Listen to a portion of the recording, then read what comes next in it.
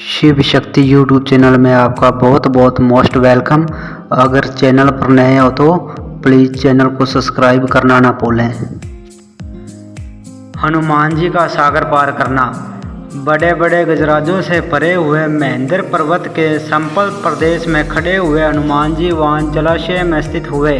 विशाल काया हाथी के समान जान पड़ते थे। सूर्य, इंद्र, पवन, ब्रह्मा आदि देवों को प्रणाम कर हनुमान जी ने समुद्र लगन का दृढ़ निश्चय कर लिया और अपने शरीर को असीमित रूप से बढ़ा लिया। उस समय वे अग्नि के समान जान पड़ते थे। उन्होंने अपने साथी वानरों से कहा, हे मित्रों, जैसे श्री राम जी का छोड़ा हुआ बाण वायु वेग से चलता है, वैसे ही तीव्र गति से मैं लंका में जाऊंगा और वहां पहुंचकर सीता जी की खोज करूंगा। यदि वहां भी उनका पता न चला तो रावण को बांधकर रामचंद्र जी के चरणों में लाकर पटक दूंगा। आप विश्वास रखें कि मैं सर्वथा कृतकृत्य होकर सीता के साथ लौटूंगा, अन्यथा रावण सहित लंकापुर को ही उखाड़ कर लाऊंगा। इतना कहकर हनुमान जी आकाश में उछले और अत्यंत तीव्र गति से लंका की ओर चले। उनके उड़ते ही उनके झटके से साल आदि अनेक वृक्ष पृथ्वी से उखड़ गए और वे भी उनके साथ उड़ने लगे। फिर थोड़ी दूर तक उड़ने के पश्चात वे वृक्ष एक एक करके समुद्र में गिरने लगे। वृक्षों से पृथक होकर सागर में गिरने वाला नाना प्रकार के पुरुष ऐसे प्रतीत हो रहे थे मानो शरद ऋतु के नक्षत्र जल की लहरों के साथ 8 खेलियों कर रहे हों। तीव्र गति से उड़ते हुए महाकपि पवन सुत ऐसे प्रतीत हो रहे थे जैसे कि वे महासागर एवं अनंत आकाश का आचमन करते हुए उड़े जा रहे हैं। तेज से जाज्वल्यमान उनके नेत्र हिमालय पर्वत पर लगे हुए 2 दावानलों का भ्रमण उत्पन्न करते थे।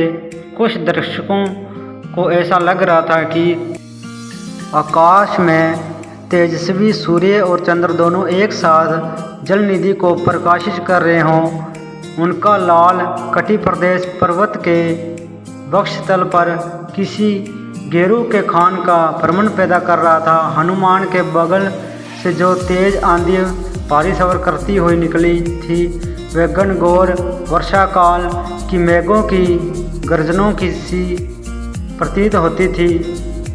आकाश में उड़ते हुए उनके विशाल शरीर का प्रतिबिंब समुद्र पर पड़ता था। वह उनकी लहरों के साथ मिलकर ऐसा भ्रमण उत्पन्न कर रहा था जैसे सागर के वक्ष का कोई नौका तैरती चली जा रही हो। इस प्रकार हनुमान जी निरंतर आकाश मार्ग से लंका की ओर बढ़ते जा रहे थे। हनुमान के अद्भुत बल और पराक्रमा की ओर परीक्षा करने के लिए देवता, गंधर्व, सिद्ध और महर्षियों ने नागमाता सुरेशा के पास जाकर कहा, हे नागमाता, तुम जाकर वायुपुत्र हनुमान की यात्रा में विघ्न डालकर उनकी परीक्षा लो कि वे लंका में जाकर रामचंद्र का कार्य सफलतापूर्वक कर पाएंगे या नहीं। ऋषियों के मर्म को समझकर सुरेशा विशाल काया राक्षनी का रूप धारण करके समुद्र के मध्य में जाकर खड़ी हो गई और उसने अपने रूप को अत्यंत विकृत बना लिया। हनुमान को अपने सम्मुख पाकर वह बोली, आज मुझे अपना हार बनाकर अपनी क्षुधा को शांत करूंगी। मैं चाहती हूँ तुम स्वयं मेरे मुख में प्रवेश करो ताकि मुझे तुम्हें खाने के लिए प्रयत्न न करना पड़े। सुरक्षा के शब्दों को सुनकर हनुमान जी बोले, तुम्हारी इच्छा पूरी करने में मुझे कोई आपत्ति नहीं है, किंतु इस समय मैं अयोध्या के राजकुमार रामचंद्र जी के कार्य से जा रहा हूँ। तुम भी राम के राज्य में रहती हो, इसलिए इस कार्य में मेरी सहायता करना तुम्हारा कर्तव्य है। लंका से मैं जब अपना कार्य सिद्ध करके लौटूंगा तब अवश्य तुम्हारे मुख में प्रवेश करूंगा, ये मैं तुम्हें वचन देता हूँ। हनुमान जी की प्रतिज्ञा पर ध्यान नहीं देते हुए सुरसा बोली, जब तक तुम मेरे मुख में प्रवेश नहीं करोगे मैं तुम्हारे मार्ग से नहीं हटूंगी। ये सुनकर हनुमान जी बोले, अच्छा तुमने मुख को अधिक से अधिक खोल कर मुझे निगल लो, मैं तुम्हारे मुख में प्रवेश करने को तैयार हूँ। ये कहकर महाबली हनुमान ने योग शक्ति से अपने शरीर का आकार बढ़ाकर 40 कोस का कर लिया। सुरसा भी अपूर्व शक्तियों से संपन्न थी। उसने तत्काल अपना मुख 80 कोस तक फैला लिया। हनुमान जी ने अपना शरीर एक अंगूठे के समान छोटा कर लिया और तत्काल उसके मुख में घुसकर बाहर निकल आए। फिर बोले, अच्छा सुरेशा, तुम्हारी इच्छा पूर्ण हुई, अब मैं जाता हूँ, प्रणाम। इतना कहकर हनुमान जी आकाश में उड़ गए। पवन सुत थोड़ी ही दूर गए थे कि सनहिका नामक राक्षनी उन पर दृष्टि पड़ी। वह हनुमान को खाने के लिए लालियत हो उठी। वह छायाग्रहण विद्या में पारंगत थी। जिस किसी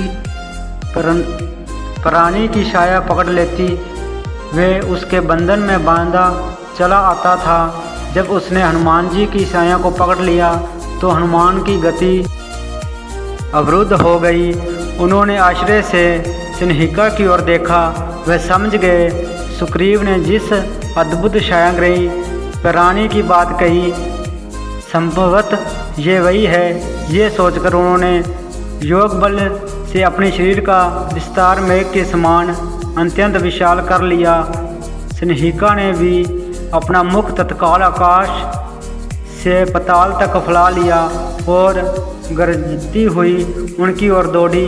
ये देखकर हनुमान अत्यंत लघु रूप धारण करके उसके मुख में जा गिरे और अपने तीक्ष्ण नाखूनों से उसके मर्म स्थलों को फाड़ डाला। इसके पश्चात बड़ी फुर्ती से बाहर निकलकर आकाश की ओर उड़ चले। राक्षनी शत विक्षत होकर समुद्र में गिर पड़ी और मर गई।